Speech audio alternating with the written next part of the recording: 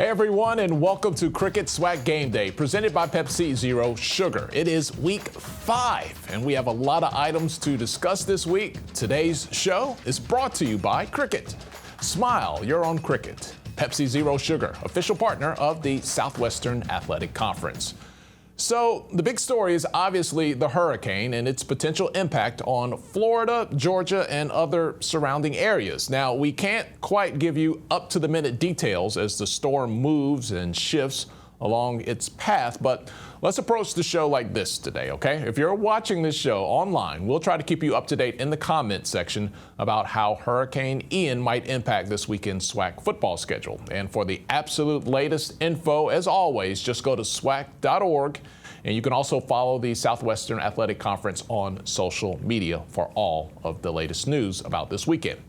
All right, let's look back now at week 4 to set the table for the weekend. The SWAC scoreboard is brought to you by General Motors, official sponsor of the Southwestern Athletic Conference. The Battle of Mississippi, it goes to Jackson State, 49-7 winners over Mississippi Valley State.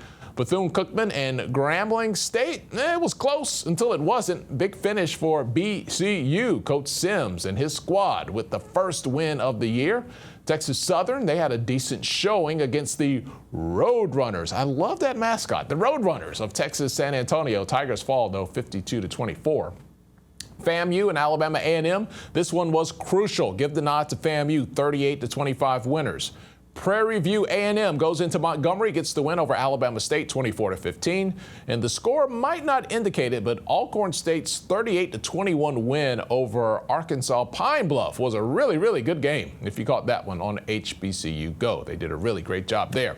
All right, let's get into the highlights so you can see how it all went down in week 4. And is it still too early?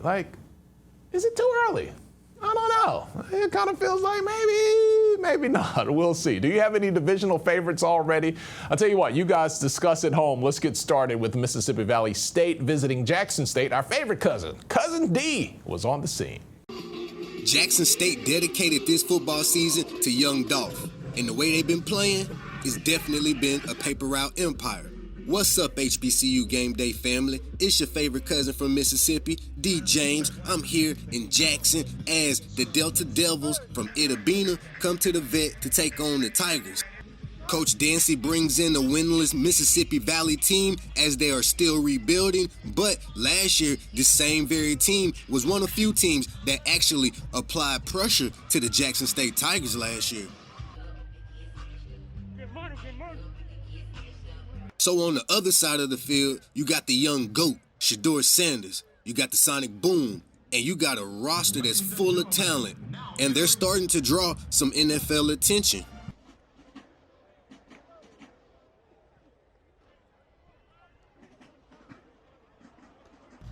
Newly appointed Mississippi Valley Athletic Director Hakeem McClellan was also in attendance at the game today.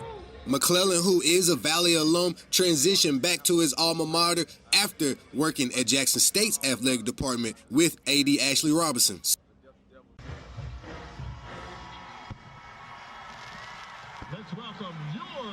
So in front of 28,000 fans, you know it was hot, but they had the hydration stations. We're not going to be like the other people and talk down on nobody.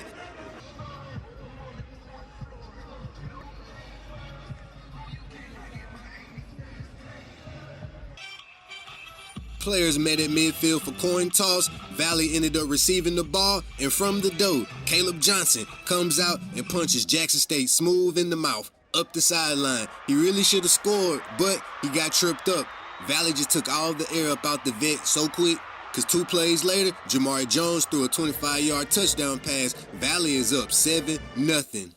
Jackson State didn't trip. Shedeur comes out real quick. Nice touch. Willie Gaines, 42 yards up the sideline. Nobody really gonna catch 10 when he's spinning like that.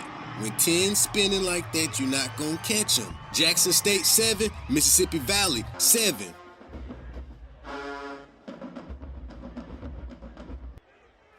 Mississippi Valley ends up with a bad snap. That Jackson State defense don't care though. They all came back there. Jackson State is ranked in the top 10 in 10 different categories for FCS football teams across the nation. I'ma tell y'all one more time. 10 is gonna spin. You know Uncle Prime always keep, a little shifty player like a little Warren Newman. That's Willie Gaines. Hurdle. That's Willie Gaines. Shador comes back, hooks up with one of his favorite targets, hooks, hurdle. Everybody getting jumped over. Hooks on the reception. Now, one of the key improvements or differences in the Tigers is Savion Wilkerson. That boy a pinball, 30 yards to the house, and he's flexed on him.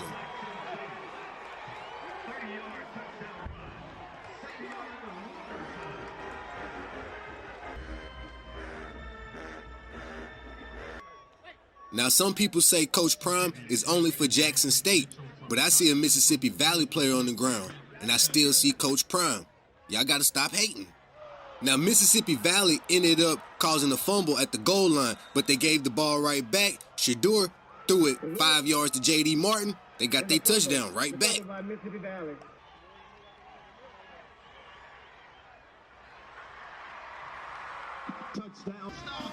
Jackson State went up 21-7 at halftime.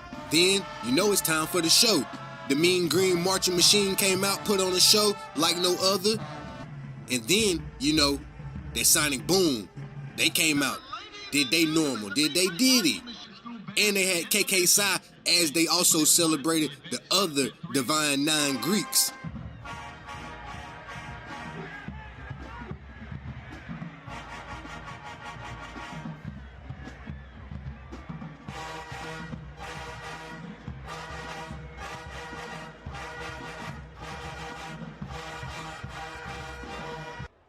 Now coming out in the second half, Jackson State has done this every week so far, but this time it's my boy Santi.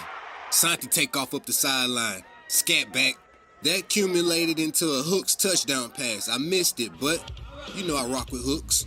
Whether it's hot or not, the vet always gonna turn up.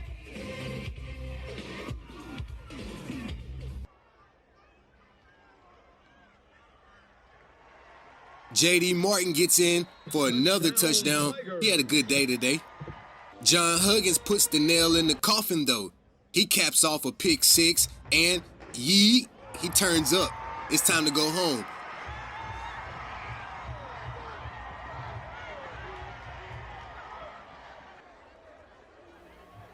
I thought we came out and we executed well, especially that opening drive. We got the ball right out of the gate, took it down and scored, on the opening drive. I thought our defense came out and, they did some good things early on in the first quarter. As I mentioned, I thought we played extremely well that first half, but after the first half, it kind of got out of hand for us. Those guys extremely talented, and once the second half kicked in, they was able to establish the run game. They broke a 90-yard run right after halftime and really kind of broke our backs. Today was probably like a C+, if I'm a teacher. C+. We did some positive things. We did some really good things, but first half, we got to figure that out. We really got to figure that out. And it's not just me. The young men, they're not satisfied with how we're coming out in the first half as well. All right, Florida A&M welcomed Alabama A&M onto the highest of 7 hills last weekend. A crucial SWAC East matchup trying to keep up with Jackson State. Teams, just can't afford to lose to one another with JSU just rolling along. Our Vaughn Wilson, he was there, and he caught up with head coach Willie Simmons after the victory. It was the battle of the A&Ms. Connell Maynor and the Alabama A&M Bulldogs visiting Bragg Stadium and the Florida A&M Rattlers. With Bama A&M looking for their first win of the season, the Rattlers were looking for their second consecutive win and keeping their 11-game home winning streak alive. You'd hate to call a game this early a must-win, but it was a must-win for both schools. Coming out the gate, it was all Bulldogs. The defense led by Dre Terry put a halt to this run right where it started. FAMU leading tackler Isaiah Major would put a halt to this run after a short gain. Xavier Lanford came out fiery, hitting Brian Jenkins Jr. on this pass over the middle. Langford would then connect to his big tight end, Bryson Clark, who drives it deep into FAMU territory. From there, the Bulldogs would pound in the first score and go up 7-0 on this Gary Quarles score.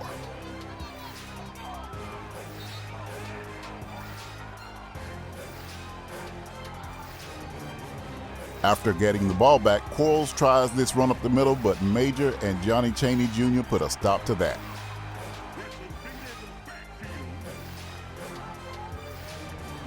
Bama A&M would go up 10-0 after this Victor Barbosa field goal.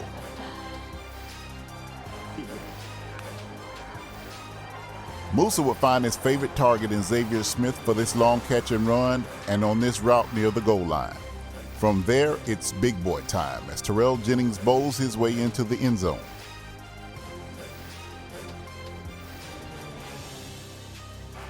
In Bragg, you know what happens after a touchdown. The cannon, and then them flag boys. The Rattler defense gets the fumble going, but it's a hot potato, and Alabama A&M comes up with it.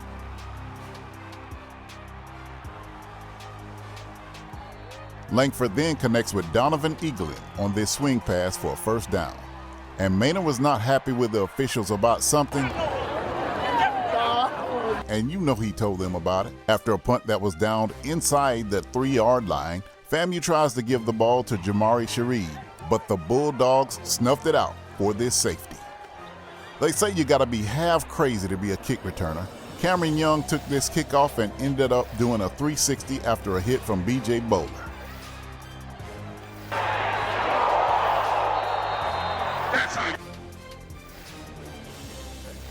Back on defense, All-American Isaiah Land again stops the play in the backfield.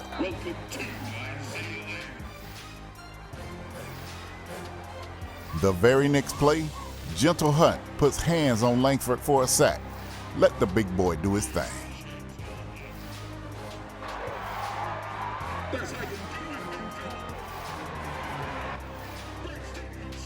Not to repeat the same play as when they were in the end zone last time, Musa rolls out and hits Shareed, and he gets a nice run after catch. Mama, here comes that man again. Isaiah Land bats down this Langford pass. Langford would take matters into his own hands with this big run down the middle before being run down by Kendall Bowler.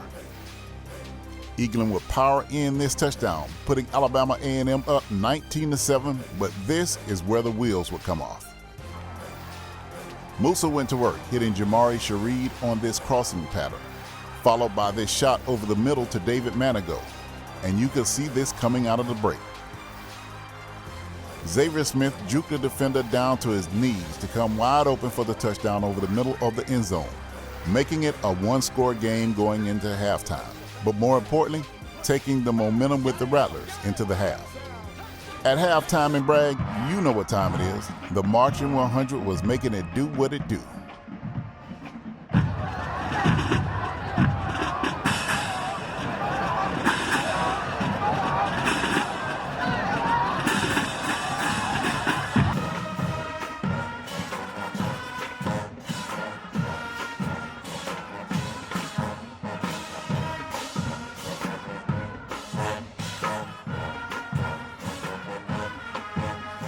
Back to work we go for Musa. He hits Manigault over the middle for another nice run and catch.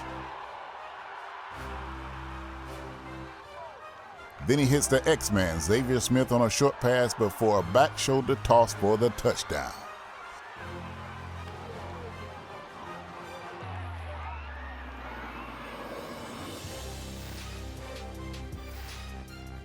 After the Jose Romo Martinez extra point, it was FAMU's first lead of the game.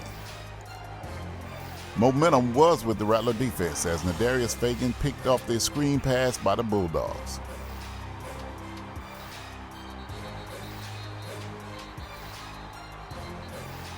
Musa immediately went back to work, this time Shareed, who catches this short pass,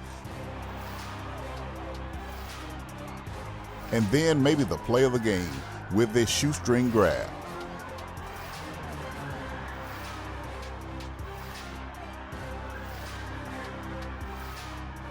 From there, the other half of the big boy backfield, Jalen McLeod, would power in this TD. Stanley Mentors dropped all 330 pounds on Langford with this tackle for loss. In a desperation toss, Langford offers up this interception to Javen Morgan.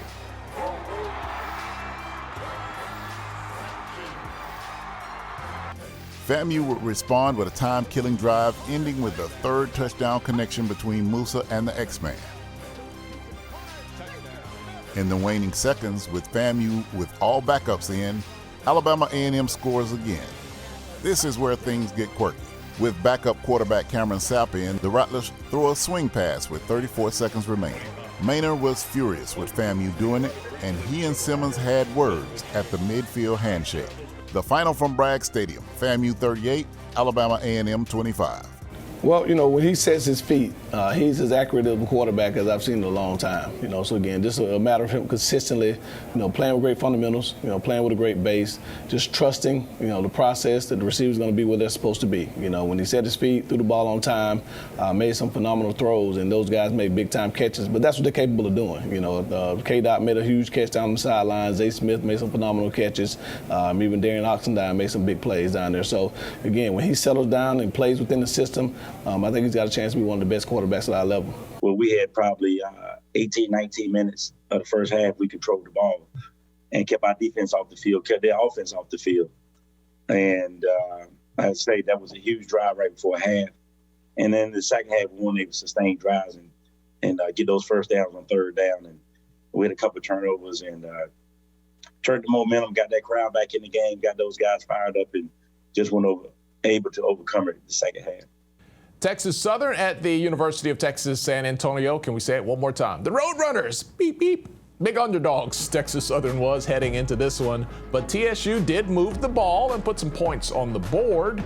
Andrew Body picked up a couple of touchdowns in the first half. He scored on 2 separate 4-yard runs. That was the lucky number for him. At halftime, Texas Southern was only down 21-17, but the second half, it was 4 touchdowns and a field goal for the Roadrunners. TSU loses at 52-24. So really, we feel like, if we make a play or two here and there, we got a chance to win the game. And so really proud of those guys and the way they competed. But yeah, that was the biggest difference, that the interior guys. Bethune-Cookman versus Grambling. Both teams trade short touchdowns in the first quarter for a 7-7 ball game, and then the Darnell Dees show began. Directly after a Grambling touchdown, Dees took it 97 yards to the house. Hurry, hurry, it's only a 30-minute show, man. Come on, run. And Bethune-Cookman was rolling, but Grambling would retake the lead. Quatarius Hawkins finds Fazion Wilson for a 9-yard score. And then our guy Joshua Reed nets a safety with a tackle in the end zone here, and Grambling led it 19-17 at the break, but Grambling had nothing left for the scoreboard in the second half. 2 field goals and 2 touchdowns, including a pick 6 by Dees for Bethune-Cookman, and along with some key defensive stops on 4th down, BCU wins its first game of the year 36-19. We scored in all 3 phases. Our guys played together as a team, and we made the plays that we were supposed to make. Didn't play a perfect game. Still have a lot of things to clean up, but I do believe that the game we played on Saturday, it set us in the right direction. And Grambling head coach Hugh Jackson raised some eyebrows from Saturday's game. He took the iconic G logo off of the helmets for that game. Like, guys, no G for you. That's interesting. But here's what he had to say to everybody. He told everyone that his players must earn the right to wear the G. Well, I think it all starts, let's just be very transparent, with discipline.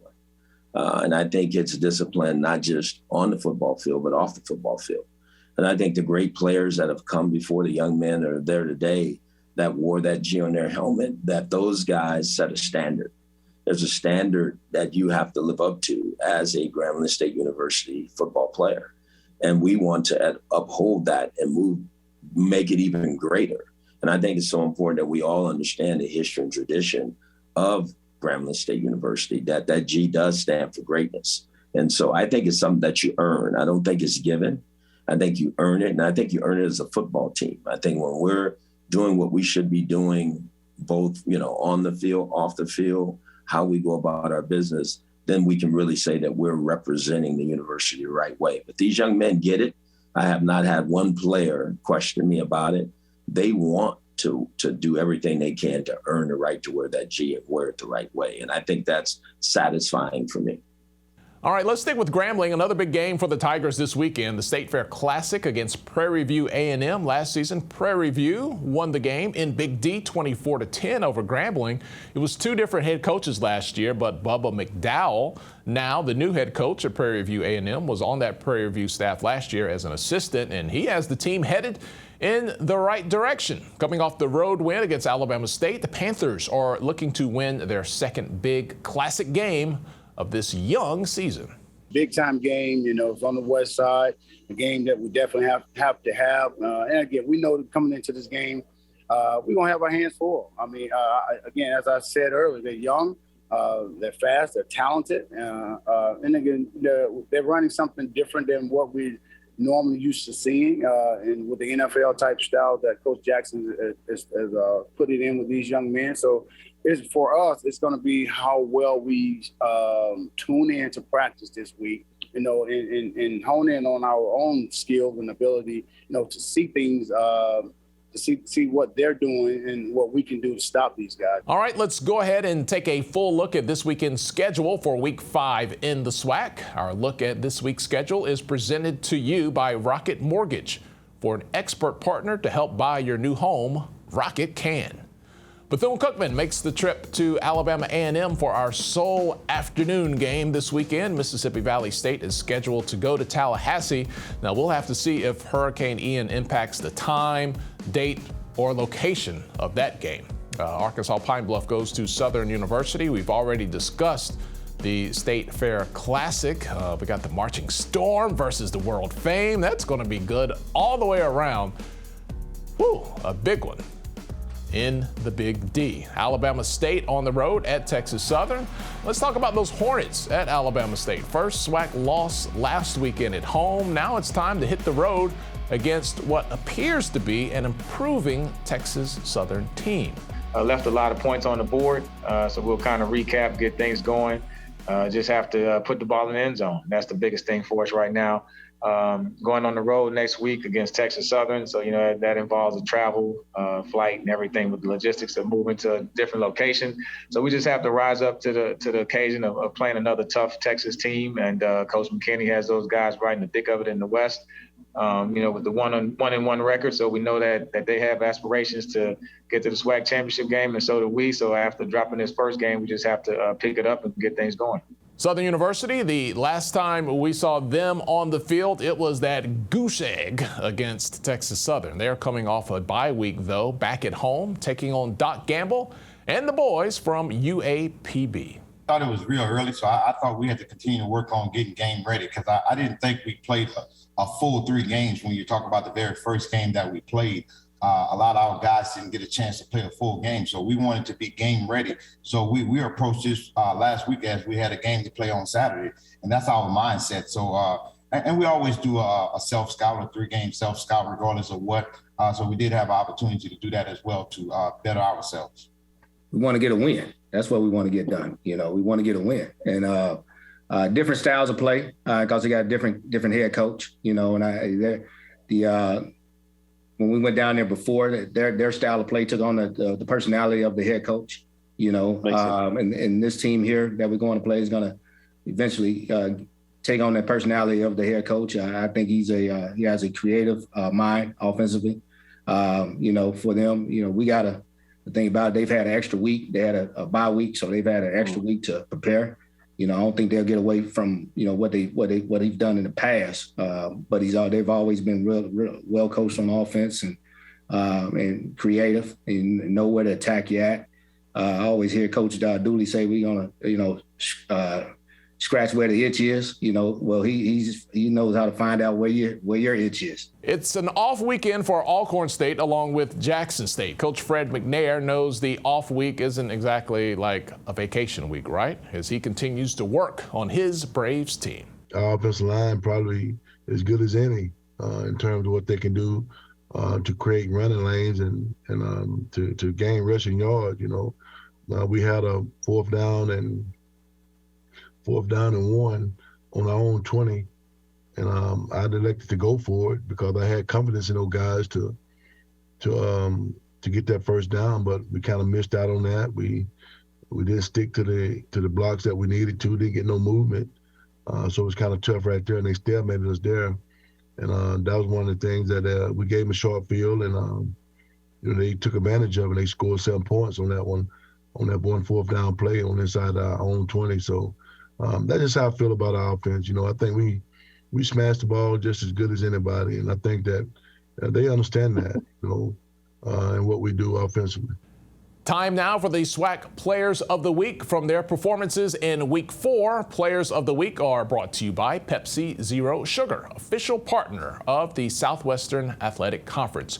You are going to see some real familiar names right here. Jackson State's Shedeur Sanders, Alcorn State's Jarvion Howard, Florida A&M's Isaiah Major, and Bethune-Cookman's Darnell Deese are the SWAC Football Players of the Week. We actually have a little co-offensive action going here. Sanders, the co-offensive Player of the Week. He had a career day during the Tigers' 49-7 win over Mississippi Valley State. He set career marks in completions with 40 attempts. He had 51 of those, and passing yards 438 to go along with 4 touchdown passes. Sanders completed passes to 12 different receivers, including touchdown passes to 4 different receivers. They are deep and good. Co-offensive and newcomer of the week, Howard, he rushed for a career-high 299 yards on 23 carries. I mean, one more yard, he could have got 300, right? He had 4 touchdowns on the ground. He averaged 13 yards per carry. That's a first down. 13 yards per carry. That's a first down every time he touches the ball. He also caught 1 pass for 2 yards. Howard contributed scoring runs of 44, 11 yards, 24 yards, and 78 yards, respectively, while playing, although he wasn't respecting the defense, while playing a key role in the Braves' come-from-behind conference win. Our Defensive Player of the Week, Major, was a key contributor for FAMU, making plays all over the field in the Rattlers' 38-25 win versus Alabama A&M. He finished the game with a career-high 14 tackles, 10 solo, and 1 tackle for loss. Our Specialist of the Week, Dees, we talked about him. He made an impact during Bethune-Cookman's 36-19 win over Grambling State. He scored twice. We showed it to you midway through the first quarter on that 97-yard kickoff return, and then the pick 6 for Bethune-Cookman's first victory, and that was a big one. He totaled 127 return yards during the game. All right, let's talk more about this performance from Shedeur Sanders, his dad, Deion Sanders, and his coach, by the way. He said, look at the numbers. And if you go and look at the numbers, I mean, Shedeur is a top 5 quarterback in all of the NCAA, the important statistical categories for a quarterback. And Coach Sanders says, hey, when you talk about Heismans, you need to talk about Shedeur. A quarterback should be mentioned upon the Heisman race. That's up for you guys. And I want you guys to push those pens, push those computers, and do what you can, because you put his numbers up next to the guys in Power 5s, he's doing as much or more than they're doing right now. So when they start talking about Heismans, which I saw before the previous game, I got a little upset that they didn't mention us, period. And then they mentioned what Shedeur is doing. Forget that he's my son and his last name is Sanders. Any other man doing what he's doing and accomplishing what he's accomplishing this far, this early on, deserves the recognition. Well, there's a lot of engagement going around with that conversation. People are pretty passionate on both sides of that argument. That's an easy video for you to find online. Just jump in on the conversation. Heisman or nah? That's pretty much the choices there. All right, let's take a look at the standings and see how the wins and losses are adding up for your favorite HBCU in the SWAC. Our look at this week's standings brought to you by General Motors, official sponsor of the Southwestern Athletic Conference. Let's start out west. Prairie View A&M riding high at 2-0 in the conference, followed by Alcorn State. Texas Southern and Arkansas Pine Bluff are lurking right there as well. Southern and Grambling State, both 0-1 in conference play, but it's still early, right? Still early. All right, let's go to the east. Jackson State is cruising along so far, 4-0 overall. Bethune-Cookman picked the right time to get his first win. FAMU with the conference loss to Jackson, but sitting at 1-1 after beating A&M. Alabama State, Alabama A&M, Mississippi Valley State don't have a conference win as of now. All right, that is it for this week's Cricket SWAC Game Day presented by Pepsi Zero Sugar. I'm Tali Carr from Atlanta, wishing everyone well and praying for those in the path of the storm this weekend. Stay safe, and we'll talk to you next week.